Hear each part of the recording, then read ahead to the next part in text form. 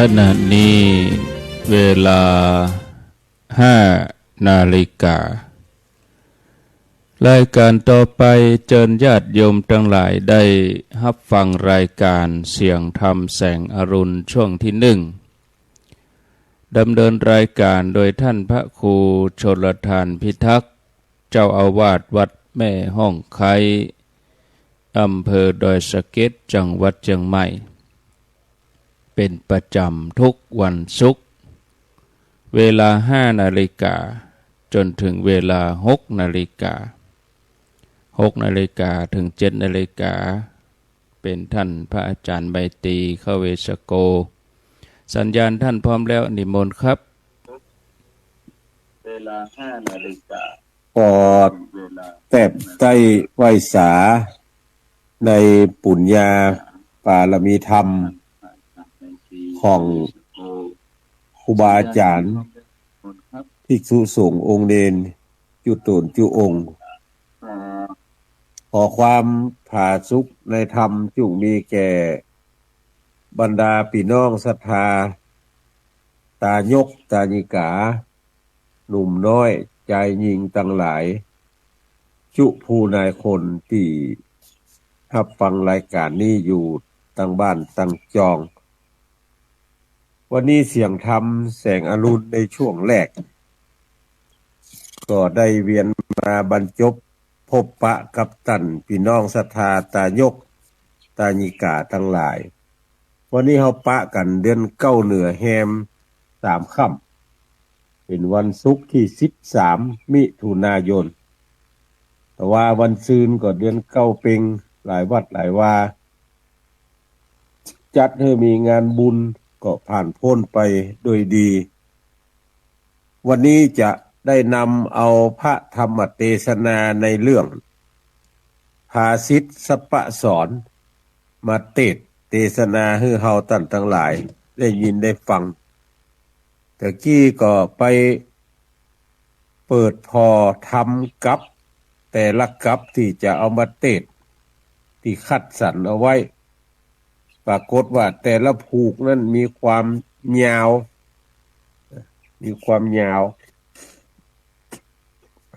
ก็เมื่อมันมีความยาวก็มันจะใช้เวลา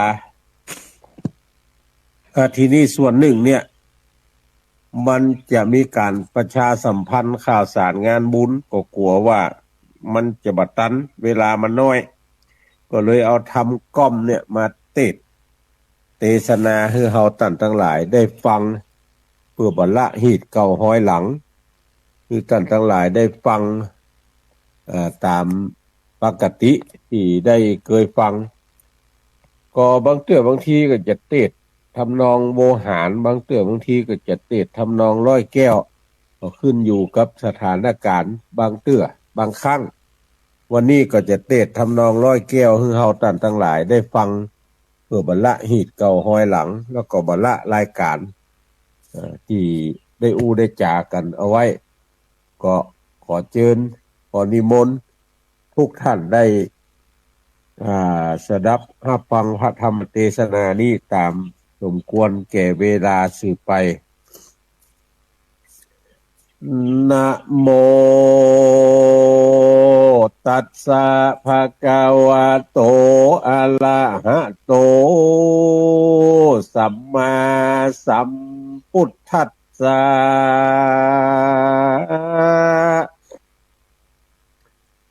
สุโขปัญญาปาติลาโภติสาธะโมนุลาสัพปุริสะตั้งหลายตั้งยิ่งใจใหญ่น้อยอันมาใฝ่ห้อยศรัทธาปากันมาพร้อมนานั่งอยู่ท่าทำบุญพองก็มาลูนพ่องก็มาก่อนบ่อนละห่อนไกลกาปากันมาเต้นเรานั่งอยู่เฝ้าฟังธรรมจุงดาจามบัดนี้ตนตัวแห่งเราจักจาจี้เป็นตอน ยังผ่าสิทธิสัพพะสอนทวนถูกธรรมะผูกสาระเด็ดเด็ดเก่าใหม่นำมาใส่ตำนองปากันคัดกรองอย่างถี่ทวนทุกบทบาทล้วนหน้าฟังบทดีติงหนังทิ้งควางกันภัยจ้างนำไปจักใดกำให้บ่น้อยเป็นแนวถ้อยอยู่กับตนเป็นตางโหนบาดไตปลาเกิดใหม่สวัสดีมั่งบุญมีเตื่อมกำเพอลวงล่ำไพมานสุกเจยบานเตี้ยงเต้บ่มีคอเมสังกาบ่อนาถาต่ำตอยเหมือนหิ่งห้อยอับแสงจุ้งใจแป้งเหือมันเหมือนหินดังอันสีมาจุ้งดาฟังอยู่เฝ้าอย่าเหมือนกบเท่าเฝ้าดอกบัวบานเฝ้ามาเมินนานเสียเป่าบ่หูเล่าดอมเดิมอ่อนถูกขับบอนกวัดแกว่งบินยื้อแย่งไก่สอนอุทาหรณ์นาเศร้าเรื่องกบเท่าดอมได้เป็นนิยายคอคิดพอญาติมิตรเอาอามวลศรัทธาใหญ่น้อยกึดถอยจดเจืออย่าใกล้เกลือกินด่างเฮอปากันต่างดาฟังเก็บเอายังสารละอย่าเปิกปะฟังบทได้ขอยิงใจหนุ่มเท่าอดอยู่เฝ้าดาฟังไปบัดนี้เดเตอนาตามกติธรรมแต่ไทยเดิมอ่อนได้จะสอนจะใจว่าคนโลกได้ยิงใจอย่าอยู่บทได้ตายเป่าเกิดมาเล่าเปล่าสูญเพื่อสร้างคุณประโยชน์เป็นที่โพดผาดลมของสังคมหลายแหล่เปิ้นว่าบ่ดีแก่พ่อกินเขาบ่ดีเท่าพ่อปีเดือนวานวิชาอันใหญ่น้อยจ่องหอยกับตนอย่าเป็นคนไร้ค่าถูกเขาว่าเลวซามเปิ้นว่าไม่เล่มเดียวมันถึงบ่เป็นกอบ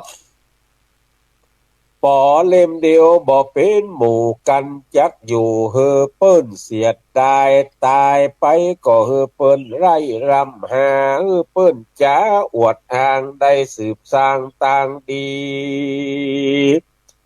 เป็นอนุสาวรีย์ฝากไว้ในโลกใต้เมืองคนอยู่ใต้ฟ้าบ่ท้าไปกลัวฝนฮือกลัวแต่คนกับกิ่งไม่แห้ง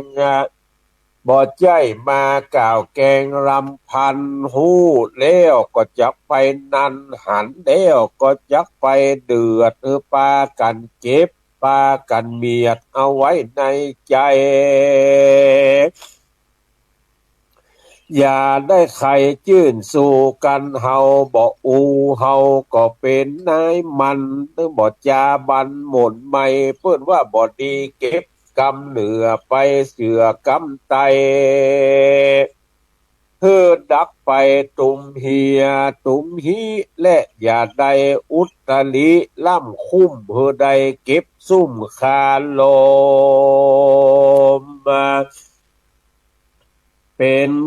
เป็นคนมีคมก็คืออยู่ในฟักอย่าได้สลักฟันเลนอย่าได้เปิบเต็นล้อนลุ่มเปื่อนวานน้ำมาแก่ปลายมุ่มน้ำหนุ่มปลายแซวปักบ่อเพวปลายมันจังเปิดอย่าได้เงอใจลอยบ้านใกล้ดอยบ่มีดงมีป่าบ้านไกลตาบ่มีน้ำกินคนปั้นดินบ่มีหม้อใจคนเลี้ยงไก่มีไก่ก็บ่คาน บ้านจัดสรรบ่มีคนอยู่เป็นปู่บ่มีลานเป็นสมภารบ่มีวัดก็อัตคัดเต็มทีเอ็ดบีทูไล่สายมันนีก็มันให้มันใครก็มันตายมันกล้ามันขายก็ถึงได้เงินบอกขาดมันเก็บมันกวาดก็สะอาดสดใสนอนน้อมกายใจไผ่ไผ่ก็ฮักไผ่ไหนก็ตักนาฮักอุ้มจูเพื่อนว่าบ่ดีเอาลูกนกมาดูเอาลูกหนูมาเล่นละเพราะว่ามันบ่ใจเส้นกองทำกัวกำน้ำกากาได้หือพระคางไก่กาจากมารดาป้อเมตุกนักแก่เดือลายเปิ้นว่าเฮือเตรียมตัวก่อนตายเตรียมกายก่อนแต่งเตรียมน้ำก่อนแรงเตรียมแบ่งก่อนไปเตรียมใจก่อนจากกันตามใจปากจ้างลำบากต้องพี่น้องก็คือหู้จักฮักกันน้องบ่หันก็คือพี่ทามจริงแม่นตี้ตามกองอย่าลำปอง อย่าได้ลำพองเบื่อกายเปิ้นว่าเปื้อนกินเปิ้นว่าเปื้อนกินนั่นหาง่ายเปื้อนตายนั่นหายากหาลำบากแน่นอนเปื้อนว่าป่าหมอตายเพราะปากคนใครหลายหลากตายเพราะปากหมออันกำขอย่อมแปลงกวกำซื้อควรจักยื่นควรมีไมตรีควรจักยินดีเพราะขอกันได้บ่ดีตีโตนไปก่อนใครอย่าได้แปลงขั้นใดกายฟ้าอันปลาตายตัวเดียวจังเนาตึงซากึดหลังกึดนาตรองดูอันแมวขึ้นข้วนมันย่อมบ่ม่วนใจโนอย่าได้จ่ามึงกูกำละกุยซ่อนพาเก็บเบียไตทุนเป็นทุนไว้ปลายนาโบราณล้านนากล่าวไว้ค่าจ้างเอางาเพื่อนจ่าแต่ไทยบ่เป็นดังอันเปิงกวนสงเคราะห์ลดน้ำเข้าสู่เขาเอาขวนตึงมดตึงมวลล้วนว่าเป็นตั้งแก่เติมพลังใจฮื้อหายท้อแท้ฮื้อหายเครื่องแค่ขุนจำปล่อยป่าบนบกปล่อยนกในน้ำมันบ่ใจอันต่างมันปิดทองหลังพระถึงว่าเขาบ่หันจ้างเตอะจ้างมาละ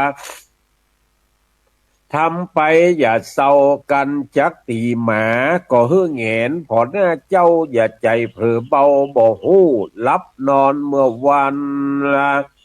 นอนฝันคดคู่เพื่อนจ๋ากล่าวอูว่าบทดีน้ำตาลไก่หมดอดได้ดีหลียอดปลาละมีเฮาทำก็เฮาได้ปั้นน้ำเป็นตัวไข้หัวแก้มให้บ่มีอันใดเตี้ยงแต้แปลงเฮือนคร่อมต่ออย่าหนอบ่เป้จักเป็นเหตุอันโผยภัยอ้อยเข้าปากจ้างจักง่างฉันไหนน้ำอ้อยเป้น้ำน้อยเป้ไฟน้ำใจห่อหุ้มมีเธอมีฉันก็ช่วยกันเตื่อมตูมบอดีขว้างตุมละไว้บอดีเอาการเป็นสรณะบอดีเอาหัวพระมาเป็นปฏิทินจินตาลช่วยล้างวันพระวันศีลกันหูบอดได้ยินก็หือยกมือไวบอดีใจเปี่ยวใจเลี้ยวด่วนได้จับป่าสองมือไขว้คว้าทำดีได้ดี อย่าลีลอจ้าผลบุญแก่กากำจูอย่าได้พลาดพังหันจ้างตัวเต้าหมูซีดเพื่อนมีคูงูเพื่อนมีเจ้ากันเปิ้นว่าเสือตัวเฮาว่าพระเจ้าบอดีเนินเนาปีน้องรวมลงตัวก็ลืมตายลงกายจองก้องจ้างลืมแก่เท่าจะลาลงผัวเมียฮักจ้างลืมปิตาพ่อแม่มารดาที่เคยพอเฝ้าลงลูกลงหลานเจยบ้านหนอนเนาลงวัดลืมว่ามองซ้อยลงเวียกลงการลงงานค้าคอยลืมพี่น้องเจ้าวงใหญ่ตีงูหลังหักมันจ้างตุกใจจักทำสิ่งใดตั้งใจก็คือแม่นมันจุดไตต่ำต่อกึดหนออย่าสันอย่าได้จำนันกล่าวให้กันกินบนเฮือนก็อย่าเฟือนเคลื่อนค่ายขี่รถดังอันหลังคาเพื่อได้กึดหูกตัญญูตาบุญกุลนี้นาลบลาบทเสียงอันสัตว์หน้าคนอันคนหน้าเกรียงอย่าได้ปงใจเอียงเจือล้ำเพื่อฟังหูไว้โหตรองดูที่ย้ำวิเคราะห์เจาะฮือหันในระยะต่างมันก็พิสูจน์มาการเวลามันถึงพิสูจน์ใจฮือแจ้งต่อไฟใสต่อน้ำกว้าง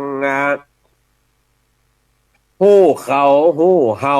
เนินเอาห่วมสร้างจุวิธีต่างบ่พรั่งจักพบกี่คราร้อยข้างปันข้างชนะดังอันกู้คราอันการชนะตัวปื้นโลกาชนะต้านนาเลิศกว่าเนื้อเจ้ากันอดอยากน้ำ ฮือกินหมากเตากันอยากอดเอาฮือกินหมากแตงจุ่งใจแปลงใจแข็งเข้าไว้เปิ้นว่าบอดดีหนีตัวไปเปิ้นว่าบอดดีให้ตัวเคยบอดดีเผยความลับบอดดีนับอยู่นับไปบอดีหนีจากไฟไปเป่าหิ่งห้อยจักต่ำต้อยโศกาอันคนขี้จิถึงบ่มีภัยถามหาคนมีเมตตาบ่อดอยากกันฮักกันแปลงกันบ่มีเขตคันบ่มีพรมแดนจ่องจักบัวบ่บัวนั้นมีก็เพราะเปิดโตมดินคนน้ำฟักเกิดฮักไข่อันเอ็นโด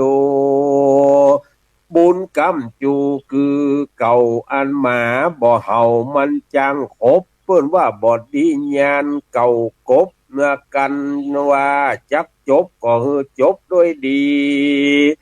อย่าฮือมีหมองจำบัวอย่าได้ฮือจำน้ำบ่ฮือได้คุณบ่ดีเป็นตุนควักจีอันคนจักดีถึงดีแต่พาออมปอกคนมันจักวอกถึงว่าหัวงอกก็ถึงบอดดีกันบ่มั่งบ่มีก็อย่าไปฟังฟรีไปอูอย่าได้ฟังเหิดสู้คอเคียเปิ้นว่าฟังกำผัวกำเมีย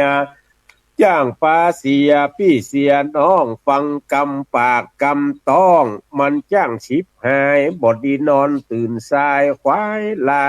ป่อเฮือนกึดไปตั้งนาป้อกล้าเปือนกึดไปตั้งหลังจักทำอันยังก็ฮือทำมันสุดอันไม่ปลายกุดก็บ่ดีเอามาจักแปลงตอกอันคนหัววอกก็บ่ดีเอามาเป็นผัวเป็นเมียกันพายเหือก็ฮือไปตามฝั่งกันบ่ตันนั่งอย่าไปฟังเหยียดแข้งบ่ดีจมบ่ดีแจ้งกาลีเปิ้นว่าผัวดีเมียดีก็ฮือผัวบ่ดีเมียบ่ดีก็ฮือปากันรีบห้างจ้างบ่ดีก็ฮือปากันรีบขาย อันเสน่ห์ป้อใจอยู่ที่เปิงใดอิงเสน่ห์แม่ยิงอยู่ที่กำปากอันเขาบดตากมันจ้างตำเหนียว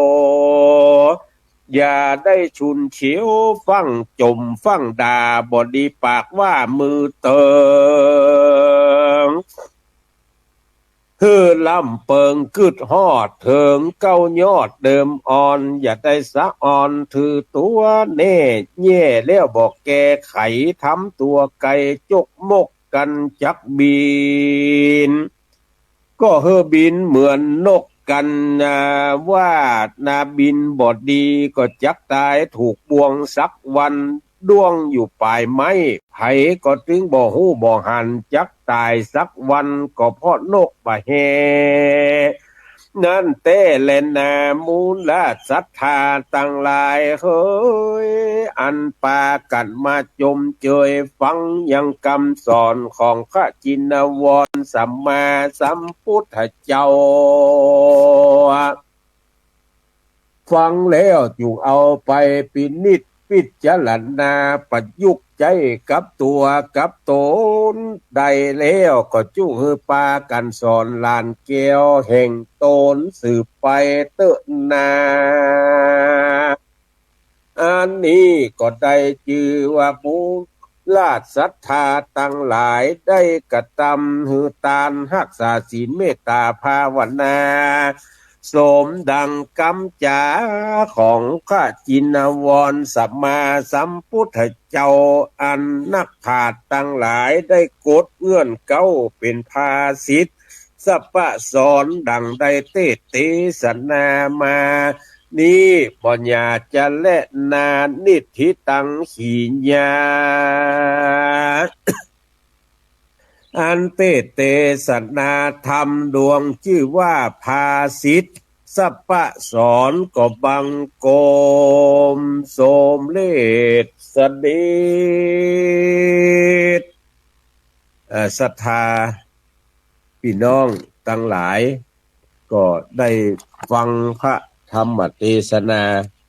ในเรื่องภาษิตสัพพะสอนที่ได้นำมาก้อนไก้เป็นทำนองร้อยแก้วคือเฮาตั้นทั้งหลายได้ยินได้ฟังก็จบลงไปที่ได้เอาทำก้อมทำติ่มบัญญาวมาเทศนาฮือตั้นทั้งหลายได้ยินได้ฟังนี่ก็เพราะว่าจะได้ถือโอกาสเวลาประชาสัมพันธ์งานที่จะเกิดขึ้นในบักกี่วันข้างหน้านี้คือเฮาตั้นทั้งหลายได้ยินได้ฟังเพื่อจะได้ร่วมกันปฏิบัติสืบสารในด้านประเพณีและวัฒนธรรมข่าวสารงานบุญงานแรกก็วันที่15เนี่ยวันอาทิตย์วันฮือนี่แหละวันนี้วันศุกร์วันพุธวันเสาร์วันฮือวันติดก็เปิ้นจะมีงานพิธีวางศิลาฤกษ์เจดีย์เจดีย์พระธาตุที่วัดดับไพอำเภอเมืองจังหวัดเชียงใหม่ก็ได้ประกาศประชาสัมพันธ์ไปหลายๆรูปหลายๆตนก็เจอเนอศรัทธาเฮาท่านทั้งหลายรถที่เพิ่นหาไว้รถตู้ที่เพิ่นหาไว้บริการ100กับ2กันนั้นเต็มไปเมื่อแต่ว่าวันซืนเรียบร้อยใครจะไปก็ฮือเซาะหารถหาลากันไปเอารถเอาคนไปลงที่วัดพระสิงห์แล้วก็ติวไปวัดดับไพคนขับก็เซาะหาที่จอดที่เจ้ารถเพิ่นจะประชาสัมพันธ์แจ้งฮือกันที่วัดพระสิงห์ก็เชิญชวนเนอเวลาบ่ายเป็นต้นไปเนี่ยที่วัดพระสิงห์วันอาทิตย์ที่15นี่แถมงานหนึ่งก็วันพุธที่18เดือนเก้าเหนือแฮม8ค่ำศรัทธาวัดแม่โป่งคนบ่เก่าว่าวัดพระนอนแม่โป่งเพราะที่หั่นมีพระนอนเพิ่นจะจัดงานประเพณีส่งน้ำพระธาตุส่งน้ำพระนอนในเวลา 9 โมงพี่น้องแม่โป่งก็ไปร่วมกินหอมตาลด้วยกันเด้อวันที่18เดือนเก้าเหนือแฮม8ค่ำเป็นประเพณีส่งน้ำพระธาตุของวัดแม่โป่ง อำเภอดอยสะเก็ดเฮาตันทั้งหลายนี่แล้วก็ยื้อไปวันที่19วันพฤหัสบดีพี่น้องบ้านหนองแฝกหมู่ที่5ตำบลแม่ห้อยเงินก็เชิญชวนศรัทธาทั้งหลายไปร่วมกินหอมตาลด้วยกันเด้อเพิ่นจะทำบุญเปิดป้ายอาคารสิ่งได้รับงบประมาณอาคารอเนกประสงค์เนี่ยครับงบประมาณจากผู้มีจิตศรัทธาได้บริจาคปัจจัยมาส่วนหนึ่งก็กรรมการหมู่บ้านพร้อมโดยผู้มีส่วนเกี่ยวข้องก็ได้ทำหนังสือไปขอสนับสนุนงบประมาณเอามาแปลงอาคารอเนกประสงค์ของหมู่บ้านก็จะได้ทำบุญเปิดป้ายในวันพฤหัสบดีที่19ก็พี่น้องหนองแฝกตะวาวันซืน 7-8 วันละได้ช่วยเหลือเพื่อฝ่ายกันแปลงอาตมาภาพก็ไปนั่งนักเป็นวันบางวันก็ไปยื้อเหียเมื่อตอนบางวันก็ไปยื้อเมื่องายบางวันได้ไปเหมือนแรงเพราะว่าภารกิจแล้วก่อนหน้างานที่ไปช่วยอนุเคราะห์สงเคราะห์มันอยู่หลายที่หลายทางมีวันที่11ก็ได้ไปเพราะว่าเดินทางไปแม่ลาน้อยแม่ห้องสอนออกตี 4ไปถึงพุ่น10 โมงก็ช่วยกันแปลงมุ้งหลังคาซุ้มพระเจ้าของโรงเรียนบ้านเม็ดกวางใต้มุงเรียบร้อยก็ยกพระเจ้าองค์เก่าที่โดนไม้ก้นใส่จิกหักมลีหักก็ยกขึ้นไว้เพราะว่ามันใกล้เข้าพรรษาละแล้วก็วันที่7กรกฎานี่จะได้นิมนต์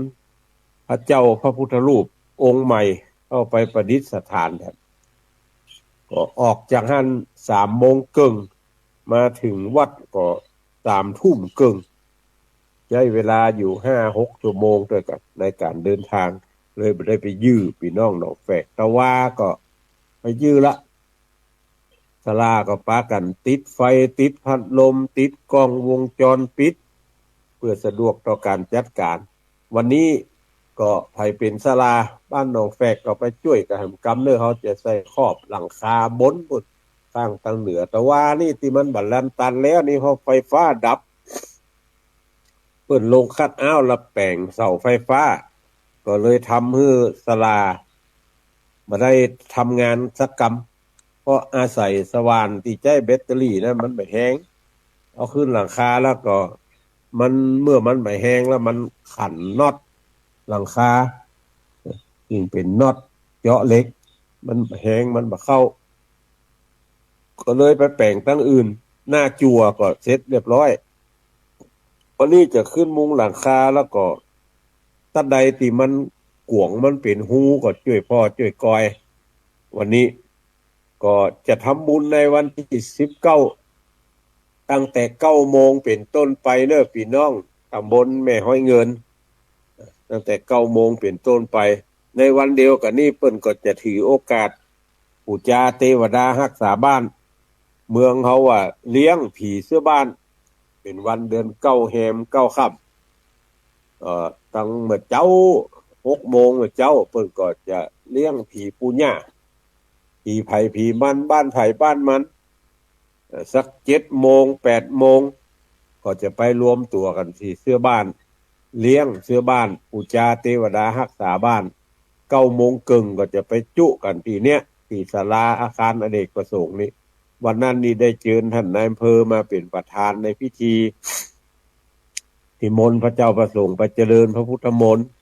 จบแล้วก็จะได้ทำพิธีเปิดป้ายอาคารแล้วก็กินข้าวตอนด้วยกันกินข้าวตอนแล้วหมู่หุ่มบอกไฟลูกหนูก็จะไปแข่งบอกไฟเมื่อแรงก็จะมีการเลี้ยงส่งพ่อหลวงเก่าเลี้ยงฮับพ่อหลวงใหม่อันนี้ก็เชิญชวนไปร่วมตามวันเวลาดังกล่าววันที่19 มิถุนายนนี้แล้วก็วันที่21ก็จะเป็นงานที่วัดแม่ห้องไคนี่ วันที่21งานประเพณีหล่อเทียนภาษาแล้วก็ยื้อไปวันที่25แอม2-3 วันวันที่25วันพุธเดือนเก้าดับปีนี้ดับเต็มก็จะมีงานประเพณีส่งน้ำพระธาตุที่วัดนี่เพราะนั้น2 งานวันที่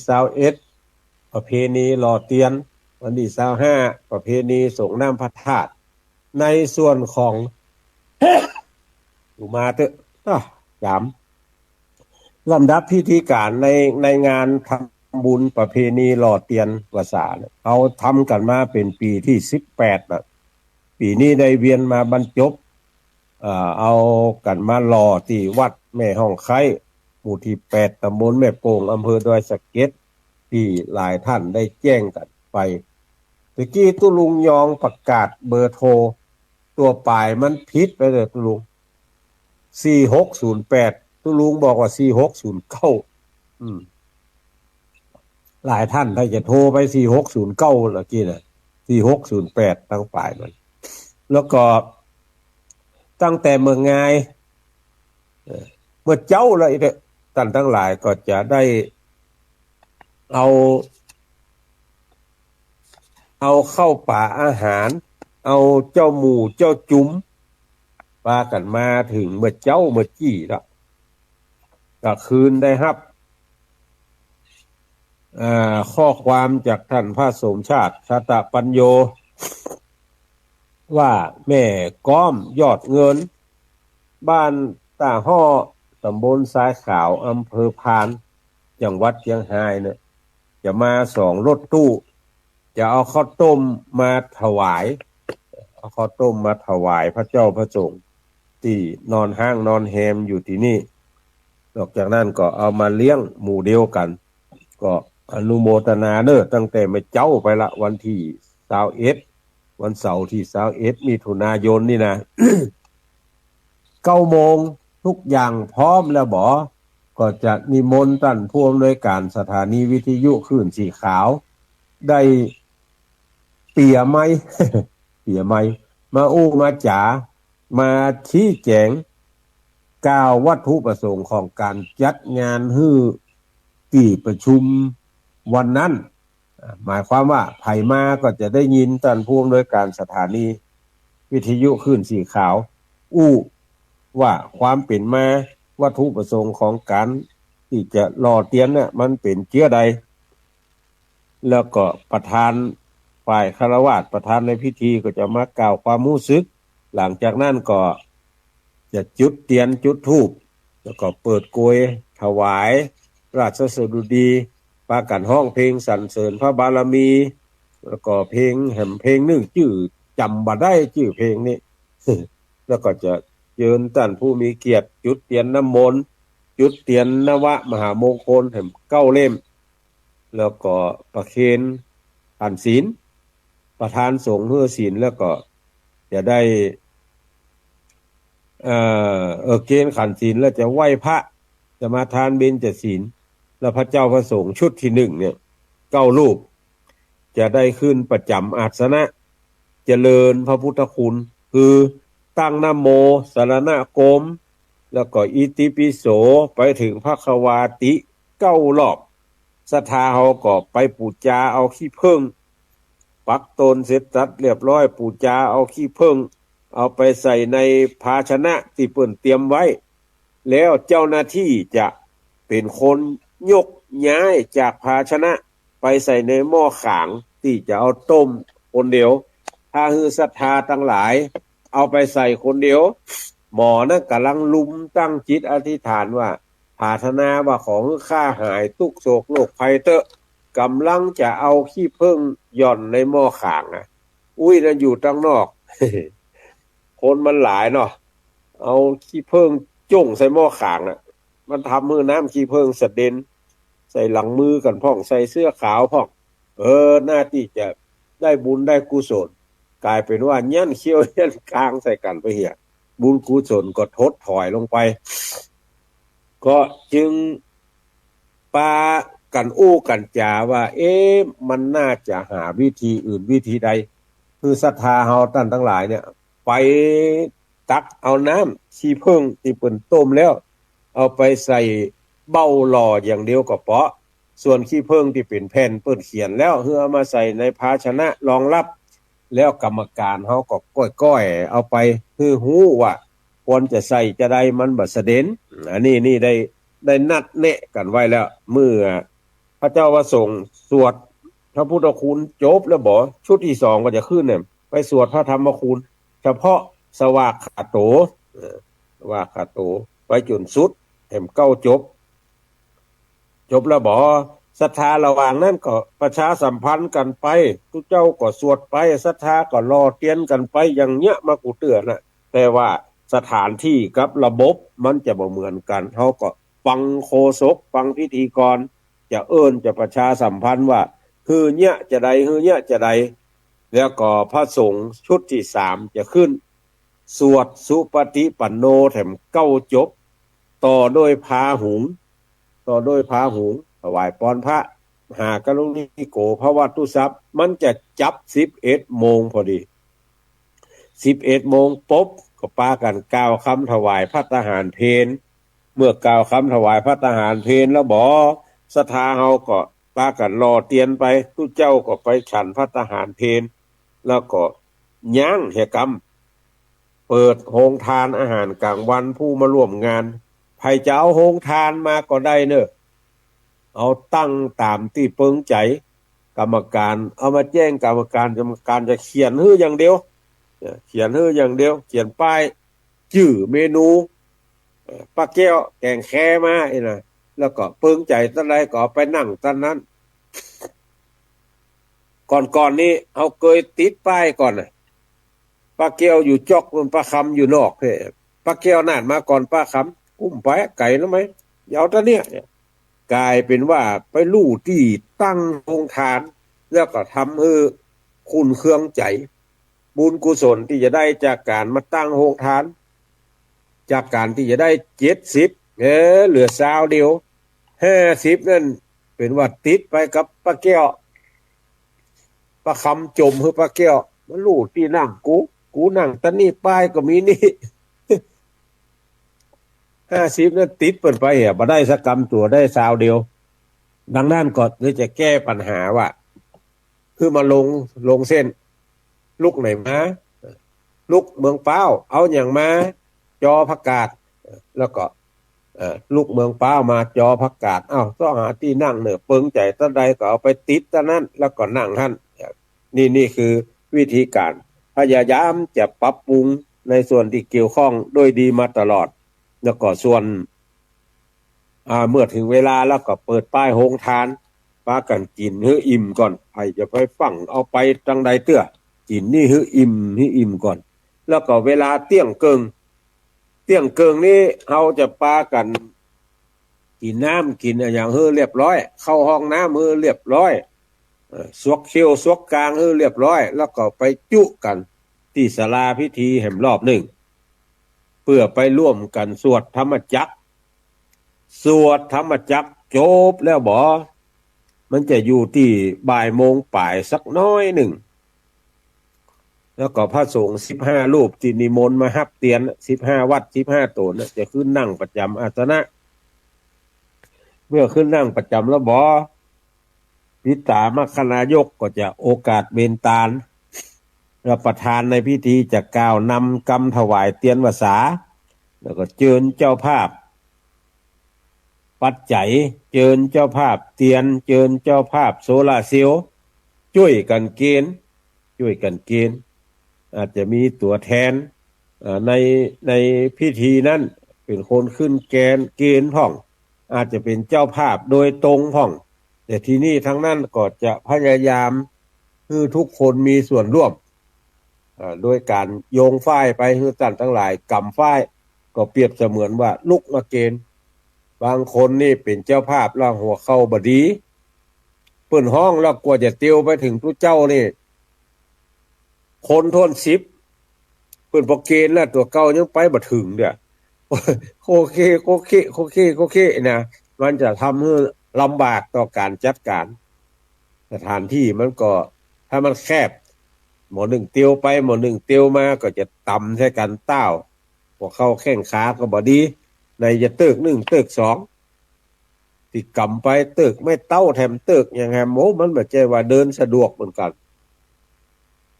หลังนั้นก็จะเอาฝ้ายให้ท่านทั้งหลายกำแล้วก็เปรียบเสมือนท่านทั้งหลายเกณฑ์พิธีกรก็จะบอกว่าเอาตั้งใจเนอะ1 2 3เกณฑ์พร้อมกันเขาก็ตั้งใจเกณฑ์แล้วบอกเรียบร้อยก็จะได้นิมนต์ประธานสงฆ์กล่าวสัมโมทนียกถาแล้วก็นำพระเจ้าพระสงฆ์ทั้งปวงคือปอนมีปอนจบแล้วเฮาปากันกวดน้ำเพเมตตาแล้วก็ลาพระกลับบ้านกำนัดนี่ไผจะไปหาตุเจ้าตนใด จะไปห่วมกินหอมตาล จะไปเชื่อใดก็ไปแล้วก็ส่วนไผเดินทางมาก่อนเข้าตอนกินข้าวตอนแล้วจะไปเอวตั้งอื่นฮะนี่นะก็ไปได้ไปเอวในศูนย์ศึกษาการพัฒนาห้วยห้องไข่อันเนื่องมาจากพระราชดำริก็ได้ไปเอวน้ำพุฮ้อนสันกำแพงก็ได้เพราะว่าน้ำพุฮ้อนกับวัดในห้องไข่น่ะห่างกัน2 กิโลกึ่งบ่ไกลกันศูนย์ศึกษาการพัฒนาห้วยห้องไข่ก็5 กิโลต่อไปในนี่ไปพอสปะที่ในหลวงรัชกาลที่9แปลงไว้เป็นที่ศึกษาของคนทั่วไปจะไปเอวตั้งอื่นนะวัดพระธาตุดอยสะเก็ดจะไปเอวสะพานกระจกที่เปิ่นแปลงไว้อันนี้ก็ไปได้ระยะห่างจากนี่ไปวัดพระธาตุดอยสะเก็ดก็12 กิโลกินข้าวตอนแล้วก็ลวดปิกก็ได้ให้ตึงว่าอย่างเฮาเอวก่อนฮะไม่ตอนก็เข้าไปก็ได้อันนี้ก็สะดวกต่อการจัดการของท่านทั้งหลายที่จะพากันไปเอี่ยวไปแหวงมาทำบุญที่นี่นี่แจ้งคือรับทราบแล้วก็ตั้งแต่เขาเริ่มประชาสัมพันธ์งานนี้ก็มีผู้มาแสดงความจำนงเป็นเจ้าภาพปัจจัยถวายหัววัดอันนี้จะอ่านที่ออกสตางค์มาแล้วส่วนไผ่ที่ฝากสตางค์ไว้กับผู้เจ้าตนอื่นก็จะอ่านให้ฟังแต่ว่าจะอ่านหมู่ที่โอนแล้วก็ออกเงินสดมาก่อนเนี่ยคือท่านทั้งหลายได้ยินได้ฟังก็มีมีไหนอ่ะมีนี่นะคุณกนกพิษชัยนาบ้านห้วยงูใน1,500 บาทอันนี้โอนมาเรียบร้อยคุณณัฐพงศ์คุณสายพินจันเที่ยงบ้านป่างไฮอันนี้ก็โอนมาเรียบร้อยแล้วก็คุณทวีอรุโนไทยพิพัฒน์นางสาวฐานิตาคุณยศยิ่งแม่ห้อยเงินใต้โอนมาละ 1,500 บาทคุณอมรวันเล่ากุลคุณอภิรักษ์คุณณัฐวัฒน์เด็กชายอินทชัยจิตวิไลคุณอิงฟ้ามโนน้อมเด็กหญิงวริชลาหมื่นพรมอันนี้หมู่6ฟ้าห้ามอำเภอเมืองโอนมาละ 1,500 บาทแม่แสงอินคำมูลศรีด้านจ้างเผือก 1,500 บาทคุณจารวีมโนวงศ์บ้านลวงเหนือ 3,000 บาทอันนี้นี่โอนมาเรียบร้อยต่อไปเป็นผู้ที่แจ้งความจำลงเอาไว้บางคนก็บอกจะเอามาวันพวกเด้อทุกเจ้าบางคนก็บอกรอละอ่อนว่างจะไปโอนเถอะก็มีอดีตผู้หลวงเจริญตาถาวันไปให้เงินเหนือแล้วก็คุณพันนิตาพรหมมินทร์สันปะตองคุณสมพรรัตนังประเมือดคุณบุญเพียรสิริวันแม่แก้ดน้อยแม่จันเดือนใสแม่เดือนเพ็ญทิมว่างแม่อมราวงแหวนอำเภอสันปะตองแม่วินางดวงสุวรรณปัจจันเจียงไฮ้แม่จิรพันธ์โมป้อดองบัวเวียงป่าเป้าแม่กองคำทองคำบ้านสันสลีแล้วก็ศรัทธาวัดสันกูทองแม่เรนูชัยวงศ์แม่เลือนแก้วเลิศล่าบ้านร้องดอนใจแม่กองคำทองคำบ้านสันสลีเวียงป่าเป้าอันนี้เป็นเจ้าภาพไตรทานถวายแล้วก็เจ้าภาพอาหารเพลอาหารเลี้ยงแขก30 โต๊ะที่โอนสตางค์มาแล้วก็มีนางยุพินปันเมาโป่งเทวีคุณกนกพิษชัยนาห้วยงูในคุณอมรวันเล่ากุลกับลูกหลาน ป่อวันชัยแม่โสภาตลิโยบ้านแพะปะคาแม่อุ้ยมีชัยพินโยพาดบ้านป่างปอยอำเภอฝางนายสีหมื่นนางอำพรดาวตากบ้านหนองแฝกแม่ห้อยเงินแม่อุ้ยฟองคำญาติฝูงบ้านแม่โป่งพ่ออินจันทร์แม่ปานีบุญยืนแม่ห้องไข่แม่คำปันกงพยุงสันเข้าแคบกลางแล้วก็มีนายบุญทรงนางจันทาธรรมขันแข่งนางสาวบรรเย็นเทวชาตินางอมพรชัยยงนางสาวสุพันธ์สิทธิปัญญานางสีไวยติปละแถมโต๊ะหนึ่งแล้วก็แม่ละมุนสอนง่ายบ้านแม่โจ้คุณสุพินมหาไม้แม่ห้อยเงินเหนือนางสาวมินตราเด็กหญิงธนิดาตังแกจารปีนายกลินทชัยนางคำมาศเด็กหญิงสรัญญาอินสุวรรณและยายโหนงบ้านบวกก้างสันกำแพงนางจงลักษณ์นาวาจักในเวียงแล้วก็แม่ขจรสารพีบ้านเกาะดอยสะเก็ดอันนี้บริจาคสตางค์มาเรียบร้อยรายละ 1,000 บาทต่อไปเป็นผู้ที่แสดงความจำนงเอาไว้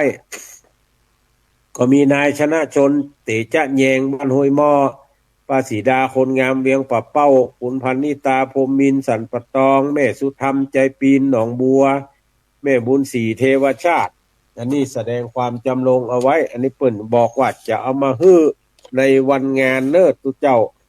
ต่อไปก็เป็นเจ้าภาพเตียนเจ้าภาพโซล่าเซลล์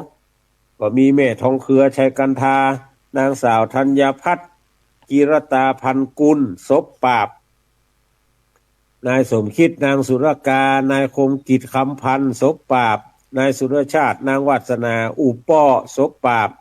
อันนี้รายละ500 บาทแล้วก็คุณทวีอรุโนไทยพิพัฒน์นางสาวฐานิตาคุณยศยิ่งมาให้เงิน500 บาท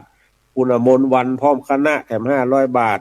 แล้วก็คุณสมปองมงคลสำโรงผอ.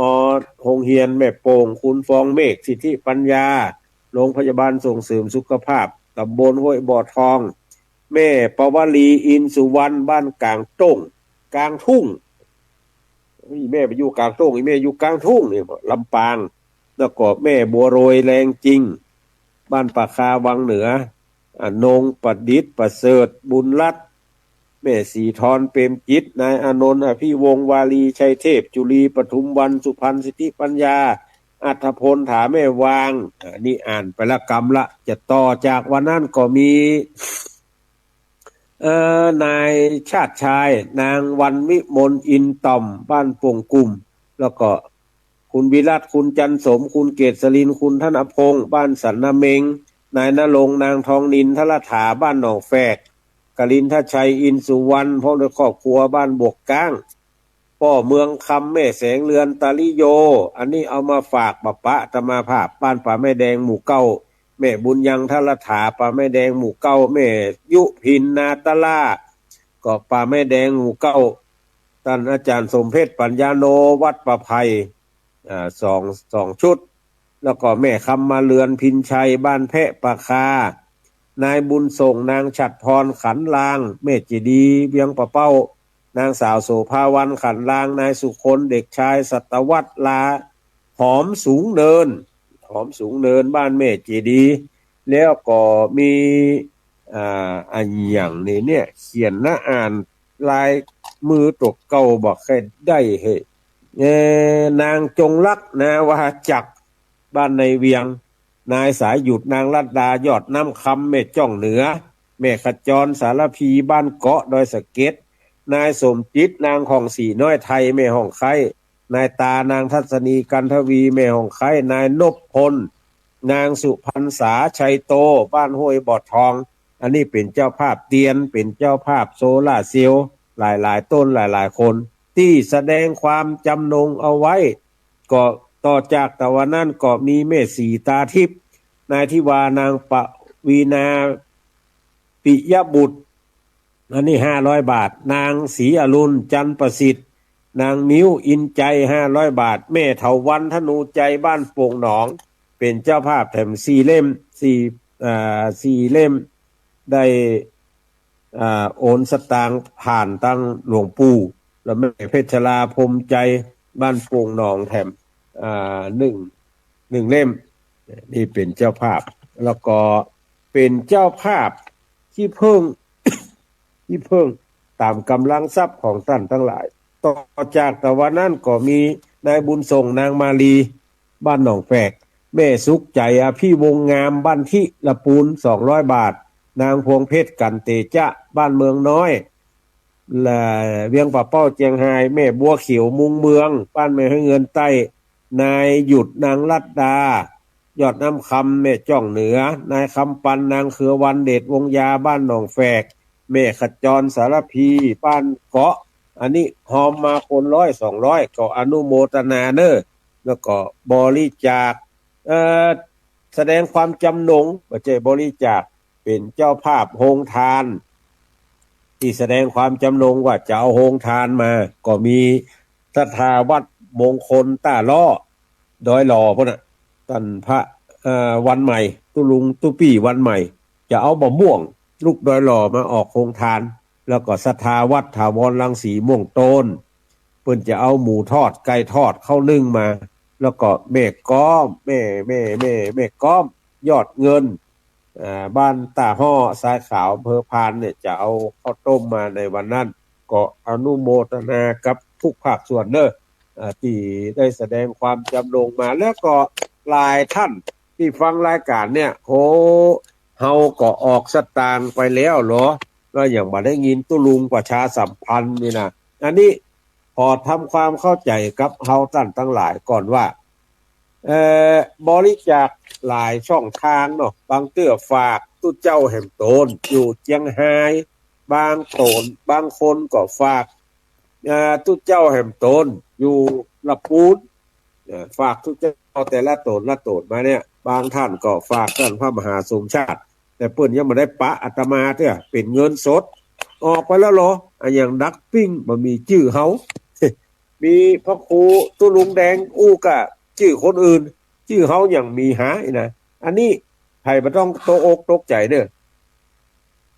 ทุกบาททุกสตางค์ของท่านทั้งหลายเนี่ยบ่ถ้ากลัวว่ามันจะสูญหายไปไหนมันนึกจะมาที่เดียวกันเนี่ยแต่ว่ามันมีเวลาพบปะกันเตื้อใกล้ๆงานว่าท่านมหาสมชาติจะเข้ามาพร้อมเงินสดแล้วก็บางคนก็แสดงความจำนงไว้แหละที่ต่างคนมาแจ้งอาตมาภาพเตื้อก็เดี๋ยวก็จะทยอยเอามาประชาสัมพันธ์เนาะเหลือเวลาแถม5 นาทีอย่างที่ท่านทั้งหลายได้โทรมาอู้มาจ๋าเอาเลย0817964608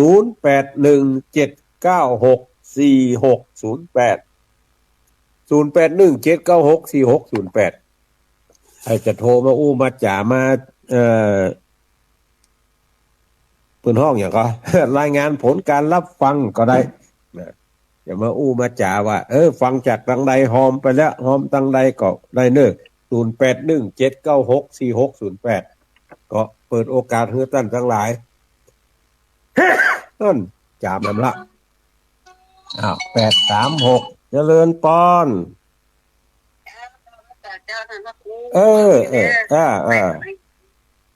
ยินดีเนอะเป็นกำลังใจทุกเรื่องทุกอย่างนะจ๊ะยินดีฝนตกก่อนทั้งบุญผ่านไป836อนุโมทนาเนอะ0817964608 921เจริญปอนเจ้าแม่น้อง เวียงหนองร่องเจ้าเวียงหนองร่องลำพูนเจ้าโอ้ยต้องซักได้ยินดีก่อขึ้นมาได้เนี่ยเจ้าได้ยินดีเจ้าโอ้ยต้องซักนี่รู้บ่อยนะ คนฟังนักเลยรู้บ่อยยินดีเนอะเจ้าเจริญพรเจริญพรต้องไผ่ลุดไปเนี่ยเข้ามาทำไม134เจริญพรไว้สัจเจ้าก็ลูกเวสิธรเจ้าฟังอยู่เจ้าชัดเจนดีนะยินดีเด้อไว้สัจเจ้าเจริญพร134เจริญพร ย่าแม่ทองคำความ นี่ ด้วย ทองคำ เจ้า ชัดเจนดีขอบ ถ้า คุณ จะได้เจ้าจะฟังไม่ไปเจ้าไปเจ้าเจ้า สาธุ366เจริญปอนอันนี้ฝางนะเจ้าฝังอำเภอฝังชัดเจนดียินดีเนอะเพื่อนอันที่เพื่อนได้ได้อย่างไรก็ขออนุโมทนาสาธุทุกคนได้เจ้ายินดีด้วยกันสาธุเนาะเจริญพร983จากทางใดเอ่ยไว้กาเจ้าทำบังคูแม่บัวลอยตำบลตะก้ออำเภอแม่สวยเจ้าแม่สวยเจียงไฮ้เจ้าฝากบุญอาจารย์สมศักดิ์ไปแล้วต้องอ่านก่อนได้เจ้าศาสนาไปแล้วต้องอ่านเนาะยินดีเนอะยินดีเนอะยินดีสาธุแฮมสายหนึ่งเหลือเวลานาทีเดียว0817964608ที่ตุลุงยองบอกเขาเปิด4609ก็พดในมั่วเลยตุลุง0817964608บางเตือก็มันมาหันที่เนาะอ่าน8เป็น9ไปก็มีมันแต่ตัวมันก็น้อยติดอยู่ในฮะน่ะต้องเอาแว่นมาขยายก็แหมสายหนึ่ง742เจริญป้อน